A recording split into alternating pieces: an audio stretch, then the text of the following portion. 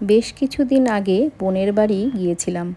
বোন বলল ওর নাকি আমার হাতের চিতল মাছের মুইঠা খেতে ইচ্ছে হয়েছে।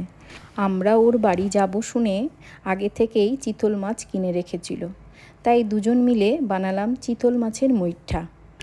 বোন মাছটাকে চামচের সাহায্যে কুড়িয়ে দিল আর আমি অন্যদিকে বাকি জিনিসগুলো রেডি করে নিলাম। প্রথমে একটি বড় সাইজের সেদ্ধ আলু ম্যাশ করে তাতে কোরানো মাছ, বড় চামচের 1 চামচ আদা রসুন বাটা, কাঁচা লঙ্কা বাটা, লঙ্কা গুঁড়ো, হলুদ গুঁড়ো, লবণ আর একটা ডিম দিয়ে ভালো করে মেখে নিয়ে মুইঠাগুলো বানিয়ে নিলাম। অন্যদিকে অন্য একটি পাত্রে জল ফুটতে দিয়েছিলাম। জল ফুটলে এক এক করে মুইঠাগুলো দিয়ে ভেসে উঠলে তুলে নিলাম।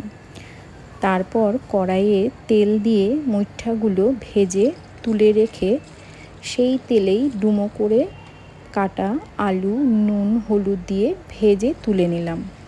তারপর তেলের মধ্যে শুকনো লঙ্কা, তেজপাতা আর গোটা গরম মশলা দিয়ে একটা বড় সাইজের পেঁয়াজ বাটা দিয়ে ভালো করে ভাজা হলে তাতে একটা টমেটো কুচি দিয়ে কিছুক্ষণ নাড়াচাড়া করে হলুদ, লবণ, লঙ্কা গুঁড়ো, আদা রসুন বাটা, জিরে, কাঁচা লঙ্কা বাটা আর মশলা ধোয়া জল দিয়ে ভালো করে কষিয়ে নিয়ে দিয়ে দিলাম 1/2 চামচ চিনি। এরপর আলু দিয়ে নাড়াচাড়া করে দিয়ে দিলাম গরম জল। জল ফুটে উঠলে মুইঠাগুলো দিয়ে বেশ কিছুক্ষণ ফুটিয়ে ঘি, গরম মশলা দিলেই রেডি হয়ে যাবে চিতল মাছের মুইঠা। তার সঙ্গে বোন বানিয়েছিল ভাত, ঝিঙে বাটা আর সজনে ডাঁটা চচ্চড়ি। দারুণ খেলাম।